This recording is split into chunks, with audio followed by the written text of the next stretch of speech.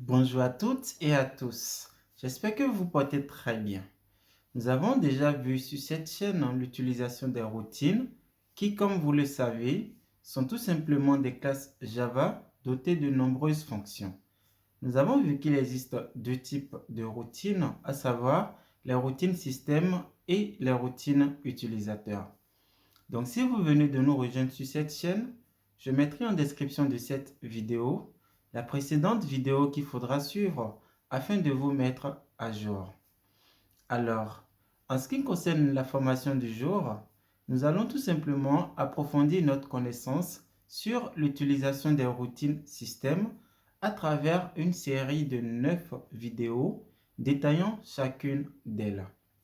Cela nous amène donc à voir aujourd'hui les routines de type string handling. Donc, les routines de type string handling vous permettent tout simplement d'effectuer différents types d'opérations et de vérification sur les expressions alphanumériques. Donc, avant de nous connecter à notre studio Talent, je tiens quand même à me présenter. Donc, je suis Raoul Ada, ingénieur en développement BI. Donc, j'ai créé cette chaîne afin de partager avec vous tout ce que j'apprends au quotidien en ce qui concerne la manipulation de la donnée. Donc, si vous n'êtes pas encore abonné à ma chaîne, je vous invite tout simplement à vous abonner afin de recevoir donc les différentes vidéos que je suis amené à mettre en ligne. Donc, sans plus tarder, nous allons nous connecter à notre studio Talent afin de commencer la formation du jour. Donc voilà, là nous venons tout simplement de nous connecter à notre projet formation. Donc le projet formation est le projet que nous avons créé tout au début de la formation Talent. Donc une fois encore, si vous venez de nous rejoindre sur cette chaîne et que vous n'avez pas le projet formation, vous pouvez toutefois suivre toutes les vidéos qui existent déjà sur la chaîne. Ceci étant, même si vous n'avez pas le projet formation et que vous avez déjà créé un projet Talent, vous pouvez toutefois utiliser votre projet Talent afin de suivre tout ce que nous aurons à apprendre tout au long de cette formation. Donc, comme nous l'avons dit lors de l'introduction, notre objectif est de voir les routines système et plus précisément les routines de type string handling. Donc, comme vous le savez, directement au niveau du référentiel ou du repository, Talend met déjà à votre disposition quelques routines. Donc, directement au niveau de l'onglet code, vous pouvez donc voir les routines système que Talend met à votre disposition. Donc là, nous pouvons donc voir les différentes routines système existantes. Donc ici, ce qui va nous intéresser pour notre formation du jour va être les routines de type string handling. Donc nous pouvons en un premier temps ouvrir cela. Donc là, nous allons faire un clic droit et nous allons faire lire la routine comme ceci. Et là, à l'ouverture, vous pouvez donc voir que c'est une classe Java et à l'intérieur de cette classe Java, vous avez plusieurs fonctions. Donc ici, vous avez par exemple la fonction alpha, donc qui doit retourner une valeur booléenne. Vous avez également la fonction isAlpha, pareil, qui retourne une valeur booléenne. Et vous avez beaucoup d'autres fonctions. Donc tout au long de cette formation, nous allons étudier toutes les fonctions existantes dans cette classe string handling. Donc pour cela, nous allons tout simplement créer un job. Donc pour créer le job, nous irons donc dans l'onglet job et là nous allons créer notre job dans le dossier section 9. Donc si vous n'avez pas de dossier section 9, vous pouvez toutefois créer le job dans n'importe quel autre dossier. Donc là nous allons faire un clic droit et nous allons cliquer sur créer un job. Donc nous allons nommer notre job JString Handling. Voilà, comme ceci. Et là, nous allons tout simplement faire Finish. Donc voilà. Maintenant, nous accédons à l'espace graphique de notre job. Donc notre objectif est d'utiliser les différentes fonctions des routines de type String Handling. Donc en un premier temps, nous allons tout simplement ajouter un composant tfis flow input. Voilà, comme ceci. Nous allons paramétrer notre composant. Donc là, en faisant un double-clic, vous accédez directement à l'onglet composant. Donc, vous avez également la possibilité de faire un clic et de cliquer ensuite sur l'onglet composants. Maintenant, nous allons configurer le schéma, c'est-à-dire ajouter les différentes colonnes. Donc pour cela, il suffit de cliquer sur le bouton, donc juste à côté de modifier le schéma. Donc ici, nous allons cliquer sur le bouton plus, donc là sur ce formulaire, et nous allons mettre comme colonne ID. Le type, nous allons tout simplement mettre integer, voilà, comme ceci. Et là, nous allons faire OK. Et ici, nous allons laisser cocher utiliser une table seule. Et au niveau de valeur, nous allons mettre tout simplement 1. Voilà, comme ceci. Maintenant, nous allons ajouter le composant tmap. Voilà, comme ceci. Là, nous allons faire un double clic. Et là, nous allons établir un lien venant du composant tFishFlowInput vers le composant tmap. Donc, nous pouvons tout simplement sélectionner comme ceci et glisser et déposer vers le composant tmap. Voilà. Et là, nous allons tout simplement faire un double clic au niveau du composant tmap afin d'ajouter une sortie. Donc ici, en un premier temps, nous allons ajouter une table de sortie. Donc là, nous allons cliquer sur le bouton plus. Nous allons laisser comme nom out 1. Voilà, comme ceci. Et en un premier temps, nous allons récupérer l'ID que nous allons tout simplement mettre au niveau de la table de sortie. Voilà. Donc notre objectif étant de voir les différentes fonctions, donc des routines de type string handling, nous allons donc ajouter pas mal de nouvelles colonnes. Donc, en un premier temps, nous allons ajouter une première colonne. Voilà, comme ceci. Nous allons nommer notre colonne lbvalbtrim. Voilà. Donc là, nous allons maintenant cliquer sur le bouton afin d'accéder au constructeur d'expression. Donc ici, vous avez les différentes catégories, donc les différentes classes que vous pouvez avoir. Et là, vous avez les différentes fonctions. Donc, ce qui va nous intéresser, donc ici, va être la catégorie String Handling. Donc, automatiquement, quand nous cliquons sur la catégorie String Handling, vous pouvez donc voir déjà, en un premier temps, les différentes fonctions que Talend met à votre disposition. Voilà. Donc, pour utiliser une routine, donc ici String Handling, nous allons tout simplement faire String Handling. Et là, nous allons faire point. Et vous voyez automatiquement quand vous faites point, Talend va vous proposer une liste de fonctions existantes. Voilà. Donc en un premier temps, nous allons choisir la fonction btrim. Là, nous allons faire un double clic. Et cette fonction va tout simplement supprimer les espaces en fin de caractère. Donc ici, nous allons mettre par exemple hello. Voilà, comme ceci. Nous allons faire exprès d'ajouter des espaces, juste comme ceci. Et là, nous allons fermer. Donc ici, il attend donc une chaîne de caractères. Donc c'est pour cela que nous mettons entre double quotes, comme ceci. Et là, nous pouvons tout simplement faire OK. Voilà. Donc nous venons d'ajouter notre toute première fonction. Maintenant, nous allons ajouter une deuxième colonne. Donc ici, nous allons nommer notre colonne lbvalftrim.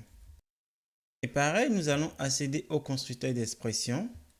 Et pareil, nous allons utiliser donc la catégorie string handling. Et cette fois-ci, au lieu d'utiliser btrim, nous allons utiliser ftrim, donc qui supprime tout simplement les espaces et tabulations avant le premier caractère non vide. Donc là, nous allons faire string handling. Point. Et là, vous voyez automatiquement, Talend nous le propose. Voilà. Donc, comme nous l'avons dit, cette fonction va tout simplement supprimer les espaces et tabulations avant le premier caractère non vide. Donc, pareil, nous allons faire exprès de mettre des espaces comme ceci. Et là, nous allons mettre hello. Voilà. Et nous allons donc tout simplement fermer les quotes.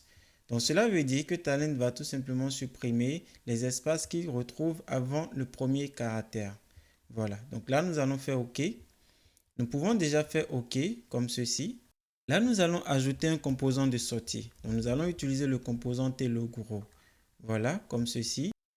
Et là, pareil, nous allons établir un lien, donc venant du composant tmap vers le composant tLogRow. Donc ici, nous allons cocher table afficher les valeurs dans des cellules. Nous pouvons exécuter notre job, voilà, comme ceci. Et vous voyez là, nous n'avons plus du tout d'espace en fin de caractère. Et ici, pareil, nous n'avons plus du tout d'espace en début de notre chaîne de caractères. Voilà. Donc là, nous venons tout simplement de voir deux premières fonctions au niveau des routines de type string handling. Donc la première qui est btrim, qui supprime les espaces et tabulations après le dernier caractère non vide. Et la deuxième qui est ftrim, qui supprime les espaces et tabulations avant le premier caractère non vide. Voilà. Maintenant, nous allons ajouter une autre colonne, voilà, comme ceci. Nous allons nommer notre colonne lbvaltrim. Voilà. Pareil, nous allons accéder au constructeur d'expression. Et pareil, nous allons utiliser string handling. Et dans la liste, nous devons avoir trim. Voilà. Donc, cette fonction va tout simplement supprimer les espaces et tabulations en début et à la fin d'une chaîne de caractères. Donc ici, nous allons tout simplement, nous allons mettre hello, voilà, comme ceci. Donc, et là, vous voyez, en début de votre chaîne de caractères, vous avez des espaces. Et également, à la fin de votre chaîne de caractères, vous avez des espaces. Donc, en laissant comme cela, Talend va tout simplement supprimer les espaces que vous avez en début comme à la fin de votre chaîne de caractères. Voilà, donc là, nous allons faire OK. Nous allons ajouter une autre colonne que nous allons nommer lbval-ltrim. Donc, cela va nous permettre donc de découvrir une autre fonction donc des routines de type string handling. Donc ici, nous allons pareil prendre string handling. Donc, nous allons faire point et là, nous allons faire ltrim. Voilà. Donc ici, pareil, cette fonction attend une chaîne de caractères et la fonction ltrim va tout simplement supprimer les blancs ou caractères au début d'une chaîne de caractères. Donc ici, cette fonction est un peu différente donc des fonctions précédentes, à savoir btrim ou ftrim. Donc ce que nous allons mettre comme exemple, nous allons tout simplement ajouter hello comme ceci. Et là, nous allons lui spécifier les caractères qu'il doit supprimer. Donc ici, nous allons tout simplement lui dire s'il retrouve en début de notre chaîne de caractères le caractère R, il faudrait tout simplement qu'il supprime cela. Voilà. Donc ici, vous voyez cette fonction attend une chaîne de caractères. Donc ici, notre chaîne de caractères est R, hello. Et là, nous lui disons tout simplement s'il retrouve le caractère R, donc en début de notre chaîne de caractères, de supprimer cela. Voilà. Donc là, nous allons faire OK. Nous allons faire OK à nouveau. Là, nous allons faire Yes afin de propager les modifications. Et là, nous pouvons exécuter notre job. Donc voilà, vous voyez, au niveau de la fonction lbval-ltrim, nous avons précédemment des R tout juste au début de notre chaîne de caractères. Mais là, actuellement, l'expression retournée ne contient plus du tout de R. Parce que la fonction ltrim permet de supprimer cela. Voilà. Maintenant, nous allons repartir dans notre tmap afin de voir la fonction rtrim. Donc rtrim va tout simplement supprimer les blancs ou les caractères à la fin d'une chaîne de caractères. Donc pareil, nous allons ajouter une nouvelle colonne. Nous allons mettre lbval rtrim. Donc là, nous mettons lbval rtrim comme ceci. Et pareil, ici, nous allons copier cette fonction. Nous allons maintenant tout simplement coller cela. Voilà. Et ici, à la place de ltrim, nous allons mettre rtrim. Cette fonction va supprimer les blancs ou les caractères à la fin d'une chaîne de caractères. Donc ici, nous allons mettre les R complètement à la fin. Voilà, comme ceci. Donc ce qui veut dire, s'il retrouve le caractère R, il va supprimer cela.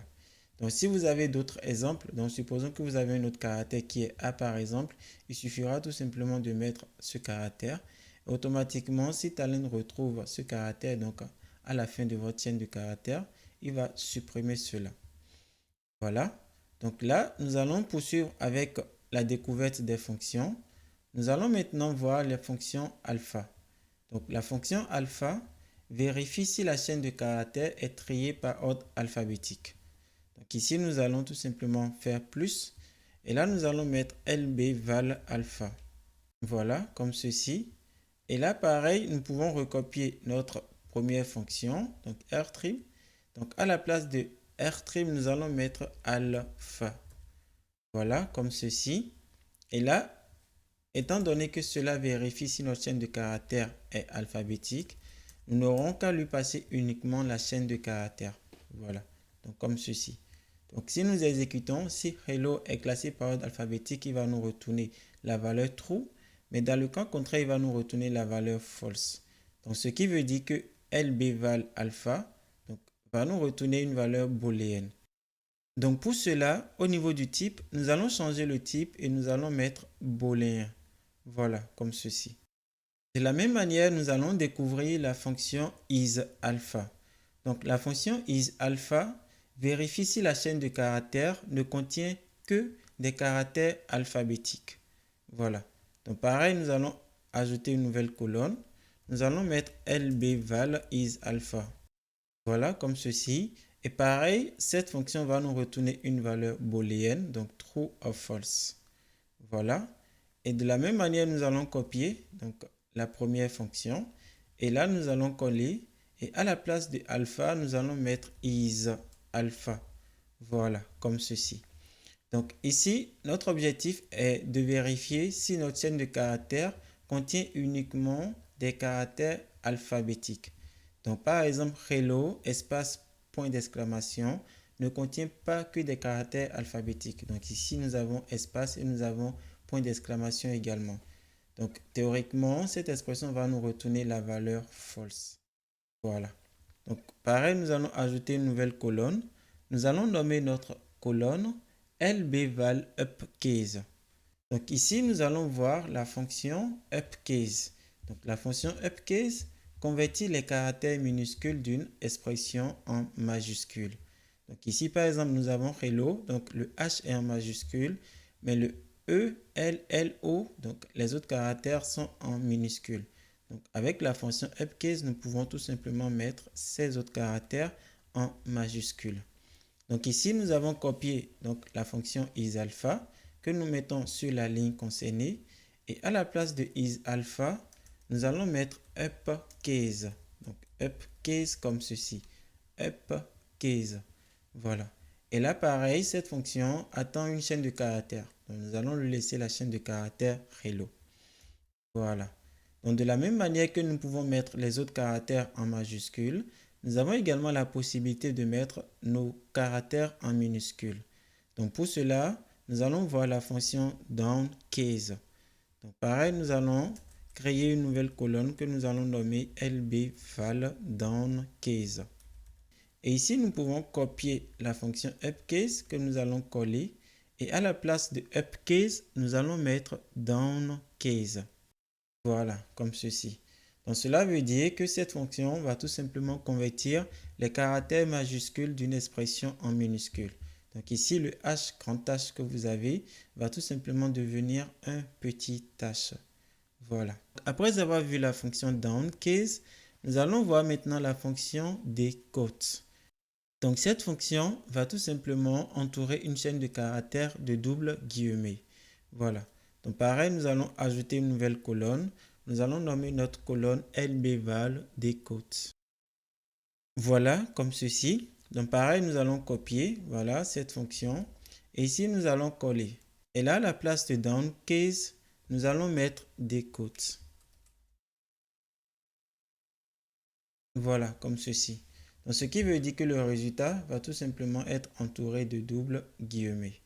Voilà, donc à la place de decode, nous pouvons également utiliser la fonction simple quote, donc qui va tout simplement entourer une chaîne de caractères de simple guillemets.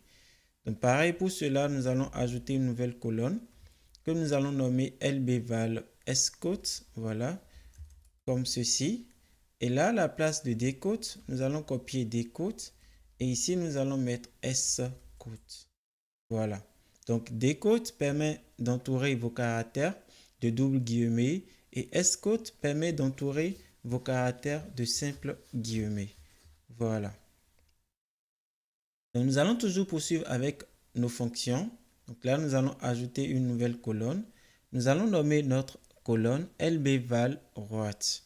Donc cela va tout simplement nous permettre de voir la fonction write qui retourne une sous-chaîne correspondant au n dernier caractère. Donc ici, nous allons mettre lbval right. Voilà, comme ceci. Et là, pareil, nous allons en un premier temps récupérer cette ligne de code, voilà.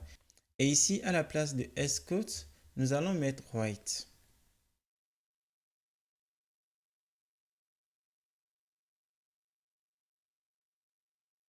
Voilà, comme ceci. Et là, comme nous l'avons dit, la fonction write va nous permettre de retourner une sous-chaîne correspondant au n dernier caractère. Donc ici, nous avons notre chaîne de caractères. Maintenant, nous allons lui spécifier les n derniers caractères que nous aimerons retourner. Donc pour cela, nous allons ajouter une virgule. Et ici, nous pouvons mettre 3 par exemple. Donc cela veut dire que nous voulons retourner les 3 derniers caractères. Donc, pour cela, Talend va tout simplement retourner le point d'exclamation, l'espace et le caractère O. Voilà. Maintenant, nous allons voir la fonction left. Donc, à la place de right, nous avons également la fonction left qui permet de retourner une sous-chaîne correspondant au n premier caractère. Donc, pareil, nous allons créer une nouvelle colonne. Voilà, comme ceci. Donc là, nous allons mettre left. Voilà. Et ici, nous allons copier donc la fonction right. Et à la place de right, nous allons mettre left. Voilà. Donc pareil, nous allons laisser également 3. Donc ce qui veut dire qu'il va nous retourner les 3 premiers caractères. Voilà. Donc ici, il va nous retourner HEL. Voilà. Donc la fonction write permet de retourner les 3 derniers caractères. Et la fonction left permet de retourner les 3 premiers caractères. Voilà. Donc nous allons toujours poursuivre. Donc il existe vraiment beaucoup de fonctions au niveau des routines de type string handling. Donc cette fois-ci, nous allons voir la fonction count. Donc la fonction count qui permet de retourner le nombre d'occurrences d'une sous-chaîne dans une chaîne de caractères. Donc cette fonction count donc, est très simple à mettre en place. Donc pareil, nous allons ajouter une nouvelle colonne que nous allons nommer lb_val count. Voilà. Et là, nous allons copier cette fonction, voilà, comme ceci. Là, nous allons coller. Et à la place de left, nous allons mettre count. Voilà. Et ici, nous allons enlever donc virgule 3. Donc la fonction count attend une chaîne de caractères. Maintenant, nous allons lui dire ce que nous aimerons compter. Donc ici, la fonction count va vous retourner le nombre d'occurrences d'une sous-chaîne dans une chaîne de caractères. Donc ici, vous avez votre chaîne de caractères qui est hello. Donc, si vous aimeriez compter le nombre de fois que L apparaît, vous pouvez lui spécifier donc ici une virgule. Voilà, comme ceci. Et là, nous allons mettre maintenant la sous-chaîne. Donc, la sous-chaîne ici est uniquement L. Donc, ce qui veut dire que nous aimerons compter le nombre de fois où L apparaît dans notre chaîne de caractères qui est hello. Voilà. Donc, si nous ne voulons pas L et que nous voulons par exemple compter le point d'exclamation, nous pouvons mettre point d'exclamation comme ceci. Donc, et au niveau de la chaîne de caractères, nous pouvons ajouter 2 points d'exclamation. Ce qui veut dire que lors de l'exécution de notre job, au niveau du lb_val_count, il va nous retourner la valeur 3. Pourquoi 3? Parce qu'il compte 3 fois le point d'exclamation. Voilà. Donc là, nous allons voir maintenant une autre fonction, donc la fonction len, donc qui va nous retourner la longueur d'une chaîne de caractères. Donc ici, pareil, nous allons faire plus. Là, nous allons mettre lb_val_len, voilà, comme ceci. Donc, pareil, ici, au niveau de lb_val_count, nous devons choisir integer parce que cela retourne un nombre d'occurrences. Donc, cela va nous retourner une valeur entière. Donc, pareil, lb_val_len va également nous retourner une valeur entière. Donc, nous allons choisir integer. Voilà. Donc, pour la fonction lb_val_len, donc la fonction len, nous allons tout simplement récupérer donc la fonction count. Et là, à la place de count, nous allons mettre len. Voilà, comme ceci. Et cette fonction attend tout simplement la chaîne de caractères. Donc, il va nous compter la longueur de notre chaîne de caractères. Voilà. Ici, nous pouvons enlever les points d'exclamation. Donc, ici, il va nous retourner donc la longueur de notre chaîne de caractères. Voilà. Donc, après avoir vu la fonction len, nous allons voir maintenant la fonction index. Donc, cette fonction va nous retourner la position dans une chaîne de caractères. Donc, ici, par exemple, vous avez votre chaîne de caractères. Donc, il va nous retourner la position dans cette chaîne de caractères du premier caractère de la sous-chaîne recherchée. Donc, ce qui veut dire que si vous recherchez L par exemple, ici vous voyez L se répète 2 fois. Donc, si vous recherchez L, il va nous retourner la position du premier L. Donc, il va laisser le deuxième, mais il va prendre que le premier L. Voilà. Donc là, nous allons ajouter une nouvelle colonne. Voilà. Donc ici, nous allons renommer notre colonne et nous allons mettre index. Voilà, comme ceci. Et là, pareil, la fonction index va retourner un entier. Donc ici, il faudrait que nous choisissions integer. Voilà. Et là, nous allons copier donc la ligne sur la fonction len. Et à la place de len, nous allons mettre index. Voilà. Et là, nous allons lui spécifier la sous-chaîne recherchée. Donc ici, nous allons faire virgule et nous allons lui dire que nous recherchons le point d'exclamation. Donc cette fonction attend deux paramètres. Donc ici, vous avez le paramètre qui concerne la chaîne de caractères. Et après, vous avez donc le deuxième paramètre qui concerne la sous-chaîne. Donc ici, nous allons lui spécifier ce que nous aimerons rechercher. Et dans la chaîne de caractères, il va chercher cela. Donc s'il trouve ce que nous recherchons, donc il va nous retourner la position qu'occupe cette sous-chaîne de caractères que nous recherchons. Maintenant, nous allons voir la fonction toChar. Donc la fonction toChar convertit des valeurs numériques en chaîne de caractères. Donc ici, nous allons mettre lbval toChar. Et là, pareil, nous pouvons copier la fonction index, voilà, comme ceci. Et à la place de index, nous allons mettre toChar. Voilà, comme ceci. Et là, nous allons effacer la sous-chaîne parce que cette fonction n'en a pas besoin. Et ici, nous pouvons lui dire que nous voulons convertir 6, donc qui est une valeur numérique. Nous aimerions convertir 6 en chaîne de caractères. Voilà. Donc cela va nous retourner également 6, mais au lieu que ce 6 soit un entier, il va être une chaîne de caractères. Voilà. Maintenant, nous allons voir la fonction rpad. Donc la fonction rpad convertit une chaîne de caractères en une chaîne d'une longueur spécifiée en ajoutant des blancs ou des caractères à la fin de la chaîne de caractères. Donc pour mieux comprendre cette fonction, nous allons ajouter une nouvelle colonne. Voilà, donc nous pouvons copier cette colonne. Et là, nous allons mettre lbval rpad. Voilà, comme ceci. Et là, nous pouvons copier également la fonction toChar. Et à la place de toChar, nous allons mettre rpad. Voilà. Et maintenant, nous allons ajouter notre chaîne de caractères. Donc ici, nous allons ajouter hello. Maintenant, nous allons lui spécifier la longueur de notre chaîne. Voilà. Donc là, nous allons faire virgule 10 par exemple. Donc ici, cela veut dire que nous aimerons avoir une chaîne de caractères de longueur 10. Voilà. Donc si jamais notre chaîne de caractères n'atteint pas la longueur 10, nous allons lui dire donc d'ajouter des caractères à la fin.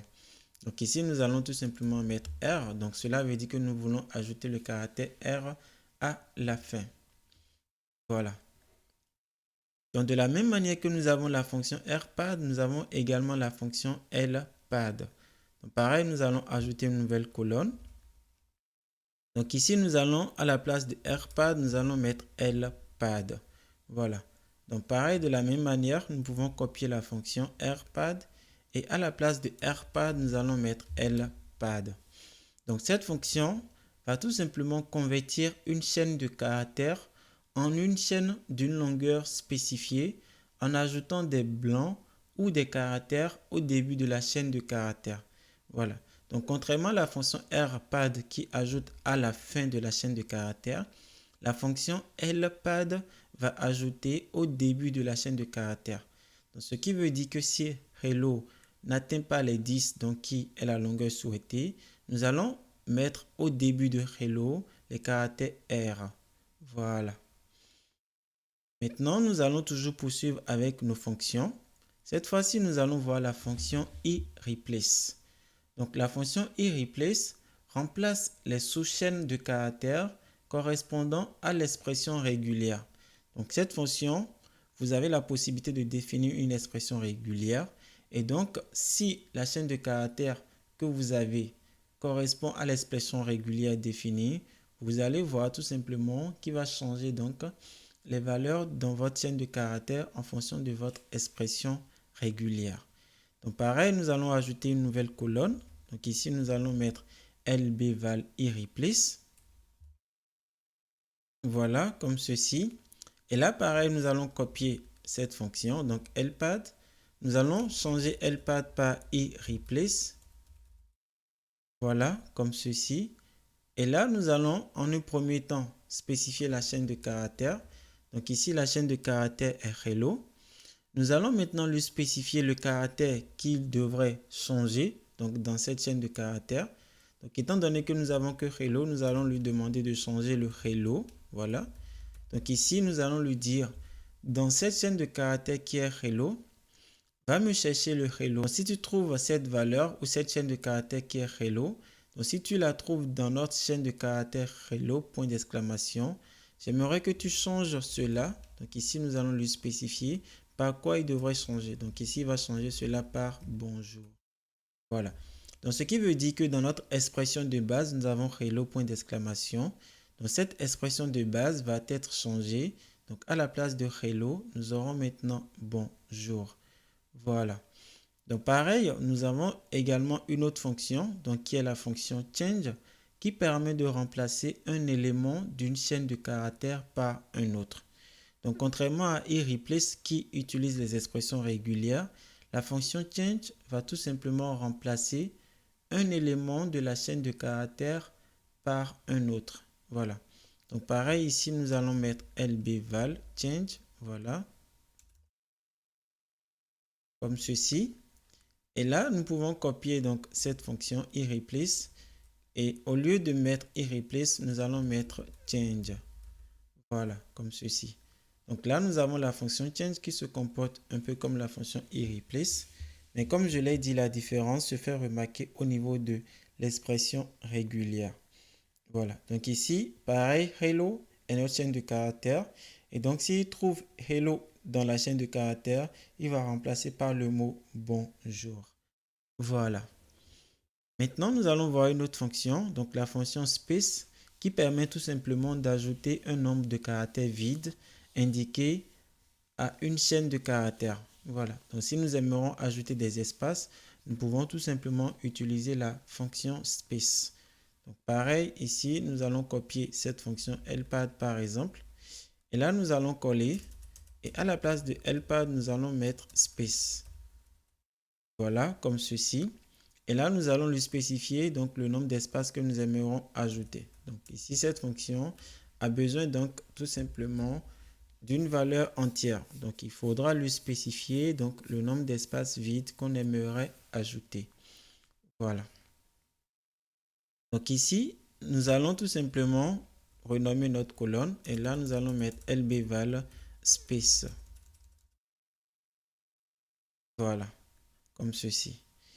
Maintenant, nous allons ajouter une autre colonne. Donc là, nous allons nommer notre colonne lbval str. Voilà. Donc ici, nous allons étudier la fonction str, donc qui permet donc de retourner un caractère répété le nombre de fois indiqué.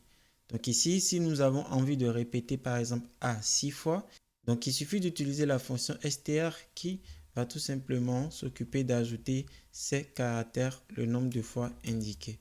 Donc ici, nous allons mettre str. Nous allons lui dire que nous aimerons ajouter le caractère A par exemple. Voilà. Là, nous allons faire virgule et nous aimerons avoir le caractère A 6 fois.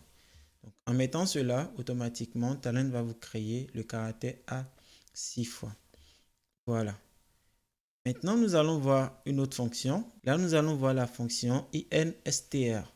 Donc, la fonction instr retourne la position d'un jeu de caractères dans une chaîne de caractères en comptant de gauche à droite à partir de 1.